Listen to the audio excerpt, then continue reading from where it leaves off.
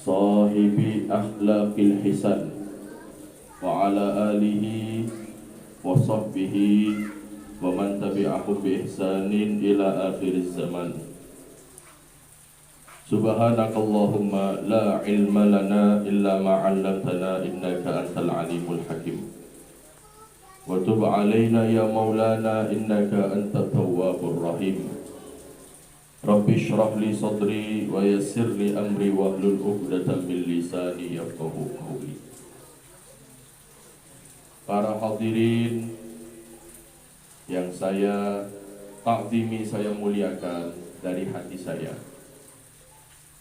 para guru-guru ngaji, para kiai, para ustadz, para imam-imam masjid, khotib-khotib Jumat yang hadir malam hari ini, yang insya Allah panjenengan semua sehat, panjang umur dalam lindungan Allah Subhanahu wa Ta'ala. Menteri Perhubungan yang hadir, Pak Marhawi, yang sudah menghubungi saya. Itu Pak Marhawi, Menteri Perhubungan, Pak Dawud, karena sudah menghubungi saya, ya, selaku sohibul bed. Nah, mudah-mudahan Pak Marhawi sekeluarga sehat, panjang umur, dalam lindungan Allah, putra-putranya, anak-anaknya, zuriatnya menjadi anak-anak zuriat yang soleh, solehah. Amin Allahumma. Belum nih Bapak Ustadz Daud, ini kalau di Facebook namanya Gus Agil nih. Nama aslinya apa? Ustadz Syakur. Ini kalau di Facebook namanya Gus Agil. Ustadz Syakur. Dan ustadz-ustadz tokoh agama, tokoh masyarakat yang hadir, yang mohon maaf tidak bisa saya sebut satu persatu tanpa mengurangi rasa takzim kepada panjenengan semua. Yang insya Allah malam hari ini kita diguyur hujan sampai banjir, mudah-mudahan dosa kita diampuni oleh Allah Subhanahu wa Ta'ala. Ini menjadi sebab rahmat yang Allah turun kepada kita semua. Mudah-mudahan dengan mengadakan Maulid Nabi Muhammad, mudah-mudahan kita menjadi sebab malam hari ini kita mendapatkan syafaatnya Rasulullah Sallallahu Alaihi Wasallam. Bapak Ibu sekalian yang dimuliakan oleh Allah Subhanahu Wa Taala, dalam kesempatan ini saya ingin menyampaikan bahwa Al-Quran adalah kitab tersahih di muka bumi ini yang tidak bisa dibantahkan kebenarannya. Jadi sampai hari ini tidak ada yang bisa membantah Al-Quran, walaupun itu orang di luar Islam. Jadi semua manusia sepakat bahwa Al-Quran ini adalah buku kitab tersahih yang ada di muka bumi. Kitab tersahih nomor 2 setelah Al-Quran itu adalah Sahih Bukhari dan Sahih Muslim.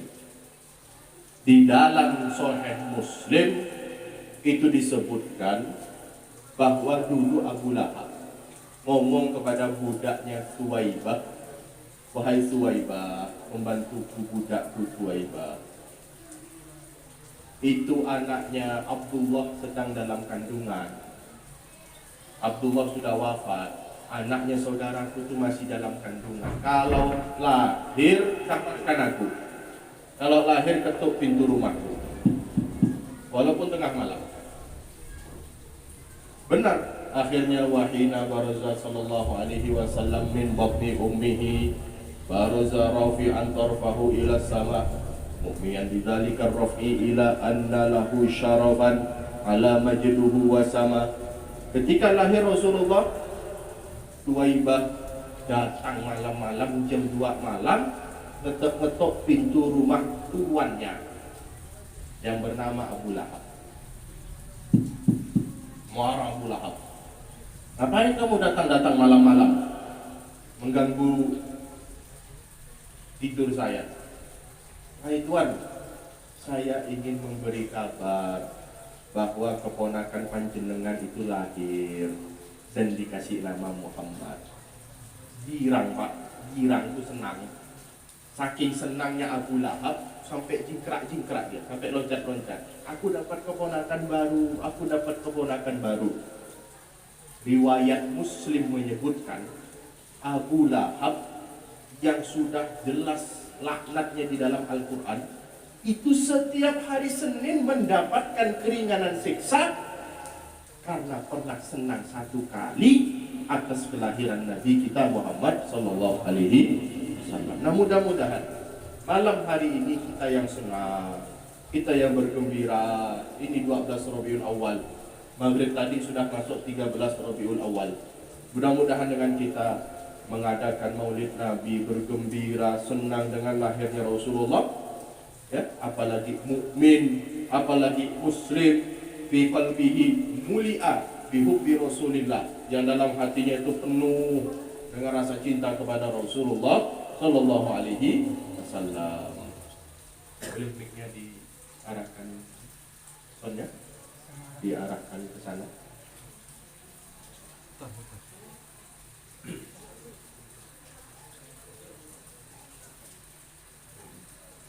Terus lagi. Ya. Ya. Dah. Lanjut, Pak. Selanjutnya yang ingin saya sampaikan, Maulid Nabi bergembira nih harus, ya. Wa kullu dabbatin li Quraisyin nafaqat bi fasihil ibarah, dalam kitab Maulid Sintudurat. Setelah fasal, setelah mahallul qiyam, itu ada fasal disebutkan wahina, ada sebelum mahallul qiyam, dua fasal sebelum mahallul qiyam itu disebutkan wa kullu dabbatin li Quraisyin nafaqat bi fasihil ibarah. Semua hewan ternak yang dimiliki oleh orang-orang kafir Quraisy itu semuanya menyambut kelahiran Rasulullah. Ada sapi, ada onta, ada kuda, ada keledai. Itu semuanya menyambut dengan lahirnya Rasulullah Shallallahu Alaihi Wasallam. Datang orang zaman sekarang, dulu saja binatang hewan ternak itu menyambut kelahiran Rasulullah. Orang zaman sekarang mengatakan kelahiran Rasulullah itu bid'ah, sesat, tidak diajarkan sama Rasulullah, dan yang mengatakan pasti masuk neraka. Nah, ini orang kurang ngaji. Ini orang cuman hafal satu hadis. Ini orang cuman hafal satu ayat, tapi tidak pernah ngaji kepada satu guru sampai 3 tahun, sampai 6 tahun, sampai khatam. Akhirnya baru hijrah sedikit, baru taubat sedikit, lalu jadi ustaz pula, mengatakan Maulid Nabi ini bid'ah, Maulid Nabi ini sesat. Nah, orang-orang yang seperti ini ada kesalahan dalam cara berpikirnya, dalam menanggapi bagaimana kita menyambut hari kelahiran Rasulullah Sallallahu Alaihi Wasallam. Nah, maka bersyukur kita kepada Allah, berbahagia kita kepada Rasulullah. Sayyidina Abu Bakar As-Siddiq beliau mengatakan, man anfaqa dirhaman fi qiraati maulidin nabi kana ma'i fil jannah. Barang siapa yang mensedekahkan, menginfakkan 1 dirham saja untuk mensukseskan berjalannya maulid Nabi, kana ma'i fil jannah, maka dia akan bersamaku di surga. Itu kata Sayyidina Abu Bakar. Gimana kalau dia mengadakan maulid, beli buah-buahan untuk mensukseskan, memeriahkan, ya, apalagi ngumpulin masyarakat, ngumpulin orang, dikasih makan, dikasih jamuan, dikasih minuman, dikasih bingkisan yang terbaik. Semua niatnya cuma satu, menyambut, memuliakan hari lahir Nabi Muhammad Sallallahu Alaihi Wasallam. Nah, Bapak Ibu sekalian dimuliakan oleh Allah Subhanahu Wa Taala. Jadi yang pertama ingin saya sampaikan riwayat Imam Muslim, bahwa Imam Muslim tidak pernah ada sejarahnya orang itu mengadakan maulid itu rugi, tidak ada. Yang ada pasti masuk surga. Kafir Abu Lahab itu dilaknat di dalam Al-Quran, sudah pasti masuk neraka, sudah pasti musuhnya Rasulullah, tapi setiap hari Senin mendapatkan keringanan siksa karena pernah senang 1 kali saja. Bagaimana mukmin? Bagaimana dalam hatinya dia sholat, dia zakat, dia haji, ya, dia guru ngaji, lalu suka sama-sama yasinan, tahlilan, manakiban, ziarah kubur.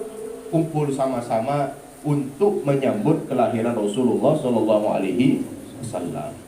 Bapak Ibu, dalam hal ini saya ingin menyampaikan lima yang Bapak Ibu kalau lakukan di dalam sholat, maka insya Allah ini sholatnya sah. Kalau 5 ini tidak dilakukan di dalam sholat, maka dipastikan sholatnya tidak sah.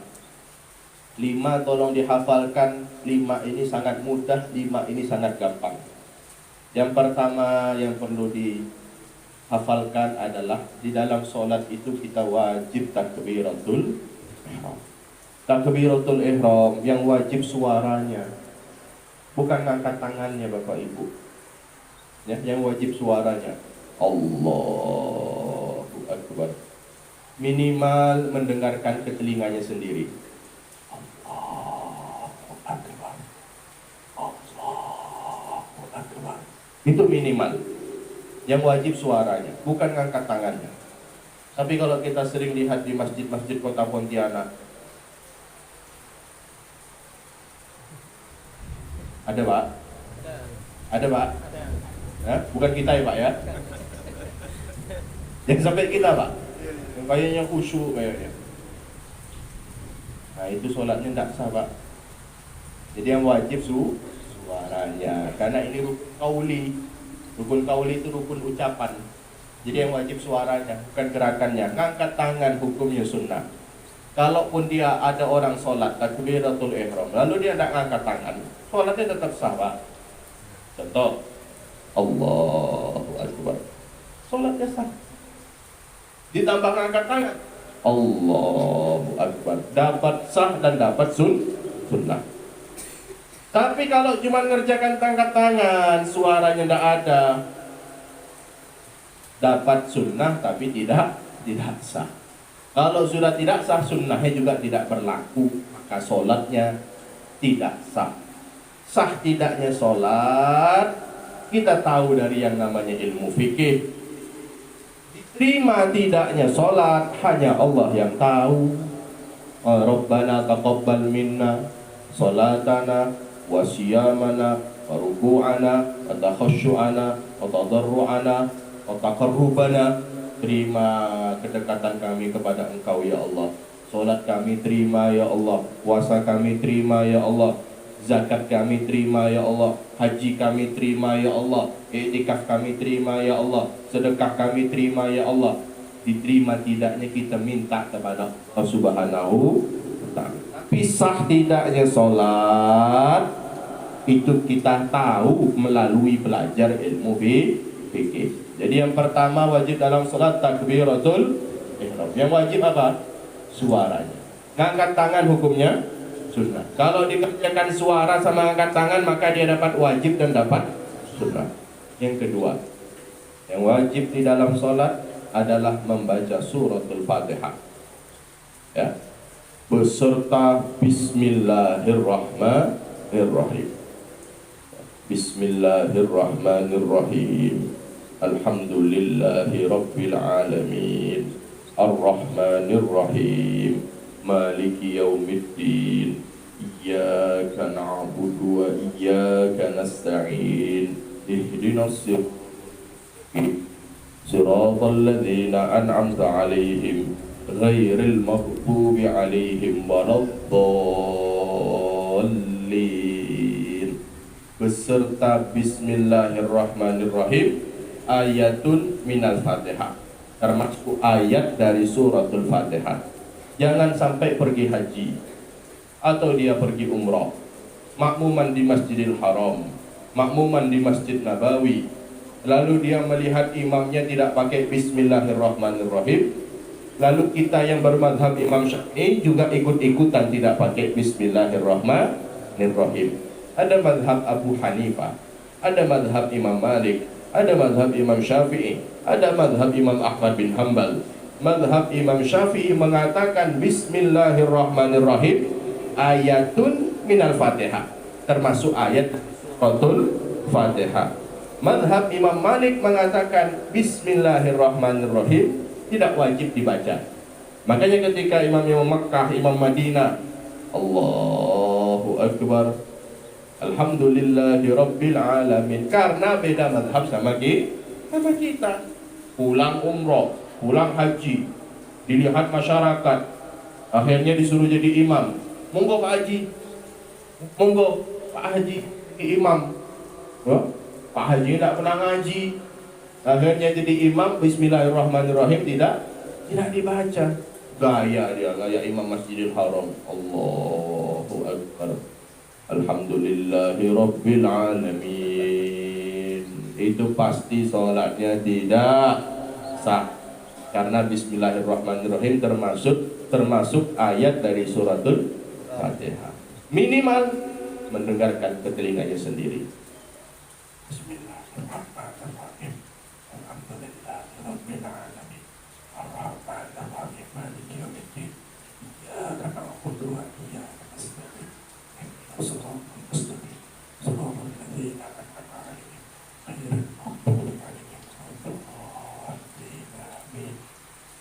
Yang pertama baca takbiratul ihram yang wajib suaranya. Yang kedua baca suratul Fatihah. Yang ketiga yang wajib di dalam sholat adalah tasyahud akhir.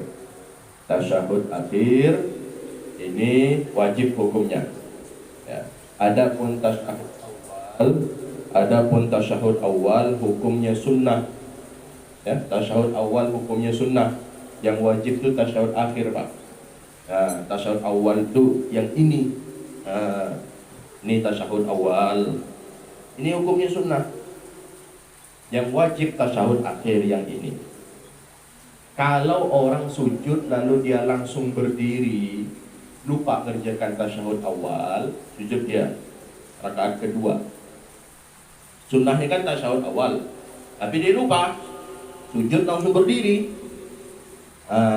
Maka dia tidak perlu kembali lagi. Kenapa? Berdiri di rakaat ketiga ini hukumnya wajib.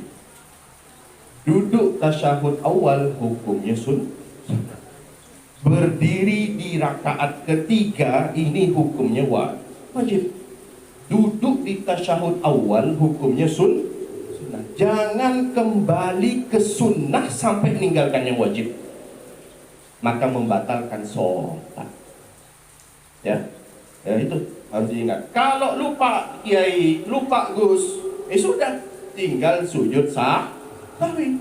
Subhana man la yanamu wa la yashu. Subhana man la yashu wa la yanamu. Maha suci zat yang tidak pernah lupa, zat yang tidak pernah tidur, yaitu Tuhan kita Allah Subhanahu. Jadi kalau lupa tasyahud awal, tidak usah kembali lagi, tinggal nanti sujud sahwi. Yang wajib itu tasyahud akhir. Begini, at-tahiyatul mubarakatus salawatut thayyibatu lillah. Assalamu alayka ayyuhan nabiyyu wa rahmatullahi wa barakatuh. Assalamu alayna wa ala ibadillahis salihin. Ashhadu an la ilaha illallah. Ashhadu an la ilaha illallah. Wa ashhadu anna Muhammadan Rasulullah. Muhammadan Rasulullah. Itu namanya tasyahud akhir.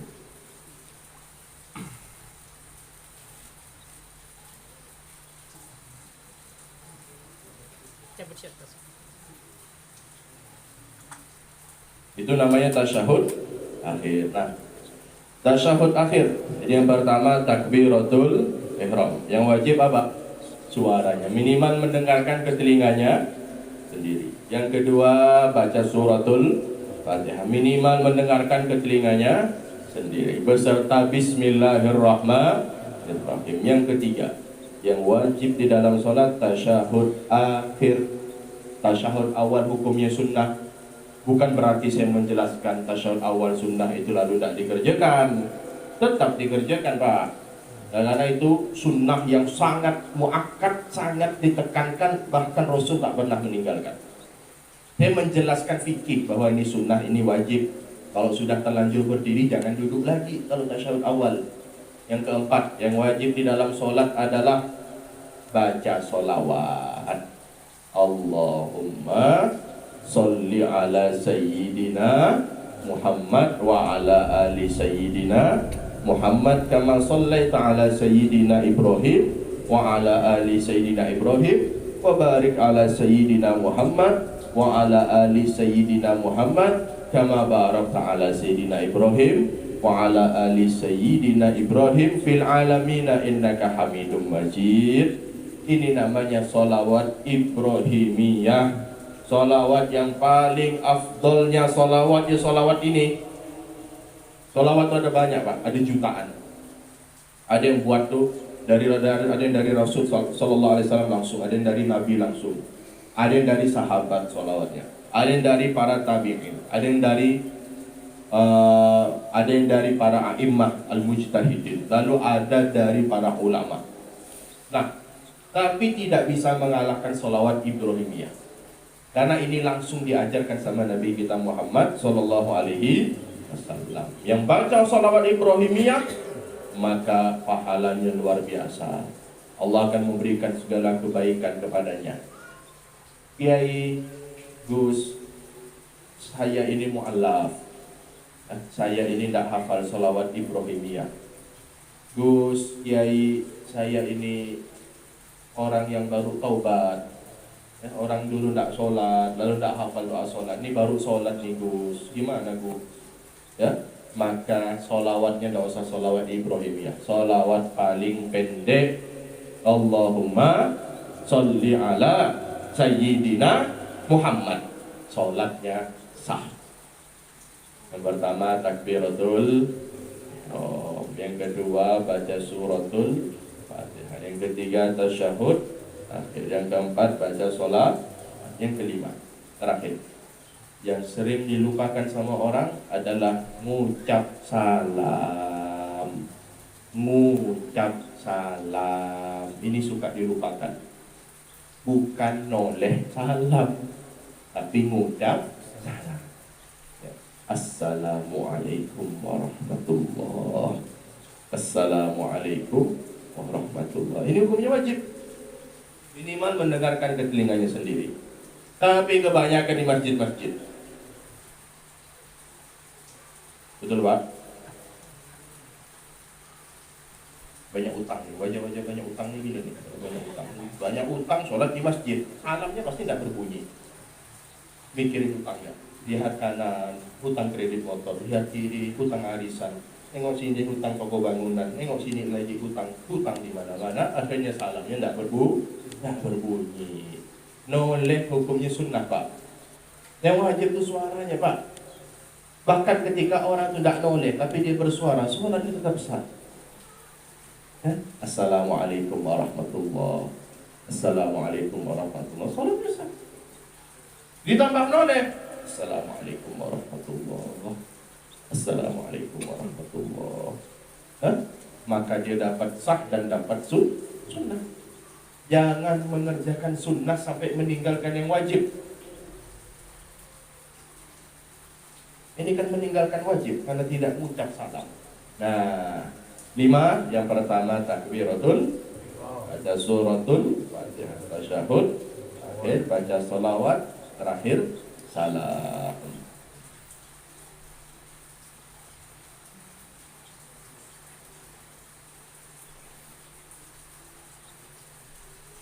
Bismillahirrahmanirrahim. Faslun ay haza. Adapun ini itu faslun satu fasl. Yang dibaca barusan adalah kitab Safinatul. Kitab Safinatul. Ini tidak ada kiai jadi kiai kalau tidak hafal kitab ini. Kiai palsu kalau tidak hafal kitab Safinatul. Jadi semua kiai harus hafal kitab Safinatul. Ini diajarkan di pesantren, kita fikih kecil. Ngajarin toharoh, bersuci, ngajarin istinja, bercebok yang benar. Cebok itu diatur Pak dalam agama Pak. Istinja, bersuci itu diatur dalam agama. Sholat itu diatur sama agama. Haid ada yang 1 hari 1 malam, ada yang 6 hari, ada yang 7 hari, ada yang 15 hari haidnya. Yang 15 hari ini cepat punya anak nih Pak. Jadi kalau mau cari istri, itu sunnah dari istri yang yang gampang punya anak. Tahu dari mana Kiai? Tengok haidnya berapa hari. Kalau dia haidnya 15 hari berarti subur dia. Ini saya kasih tahu bisik-bisik, tapi tidak usah dikasih tahu yang lain, Pak. Rahasia. Nah, itu juga dijelaskan dalam kitab Safinatun Najah. Puasa, zakat, ada zakat mal, ada zakat fitrah, ada puasa, ya, ada haji. Semuanya dijelaskan kecil, tipis, tapi kalau di pondok wajib dihafal. Saya harap guru-guru ngaji ngajarkan di kampung-kampung, di masjid-masjid kitab Safinatun Najah. Kalau sudah kitab Safinatun Najah, naik sedikit lagi Sulamut Taufik. Jadi Mabadi'ul Fiqhiyah, Safinatun Najah, Fathul Qorib, Fathul Mu'in, Fathul Wahab. Ya, minimal Fathul Wahab. Kalau mau alim, berilmu dalam, Fathul Wahab. Bapak Ibu ini dimuliakan oleh Allah Subhanahu wa taala. Ini 5 rukun yang harus dikerjakan. Tadi ada 17. Satunya rukun qalbi, rukun hati, yaitu niat.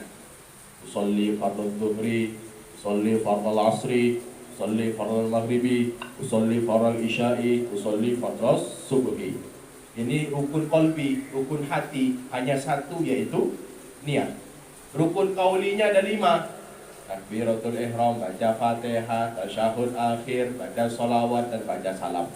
Ini yang suka dilupakan sama orang, ya, dijadikan rukun gerakan. Padahal ini rukun ucapan. Yang terakhir ada 11.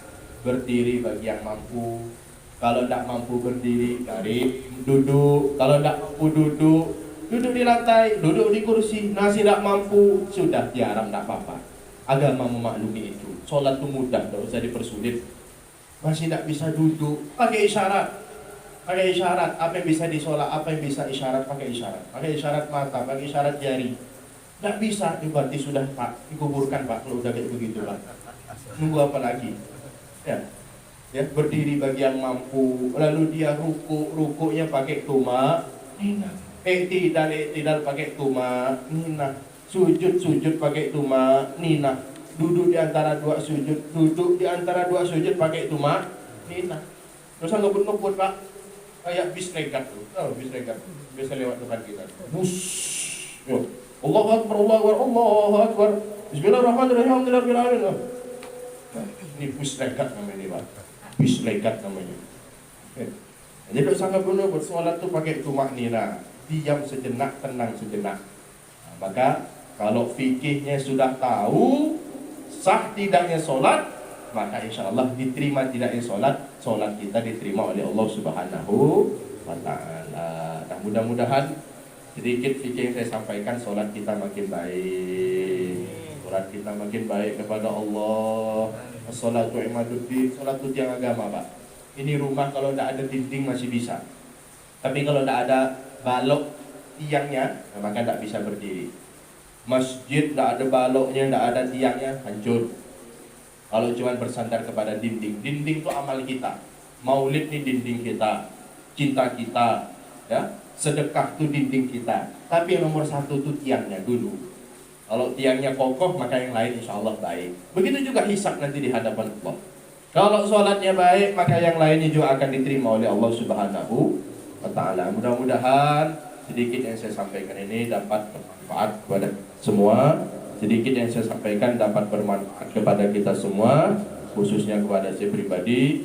Mudah-mudahan kita dijadikan hamba yang saling mencintai karena Allah, semakin cinta kepada Rasulullah, semakin semangat ibadah kepada Allah, semakin istiqomah berada di masjid, mengisi soft masjid, jamaah di masjid, didik anak kita yang paling kita sayang. Mudah-mudahan jadi anak yang soleh-solehah, anak yang berilmu, anak yang pandai baca Quran, anak yang mendapatkan pendidikan agama. Ala hadhihi niyah wa ala kulli niyatin salihah wa ila hadratin Nabi Muhammadin sallallahu alaihi wasallam. Al-Fatihah. A'udzubillahi minasyaitonir rajim. Bismillahirrahmanirrahim. Alhamdulillahirabbil alamin arrahmanir rahim maliki yaumiddin. Iyyaka na'budu wa iyyaka nasta'in. Ihdinas siratal mustaqim. Shiratal ladzina an'amta 'alaihim ghairil maghdubi 'alaihim waladdallin. Amin.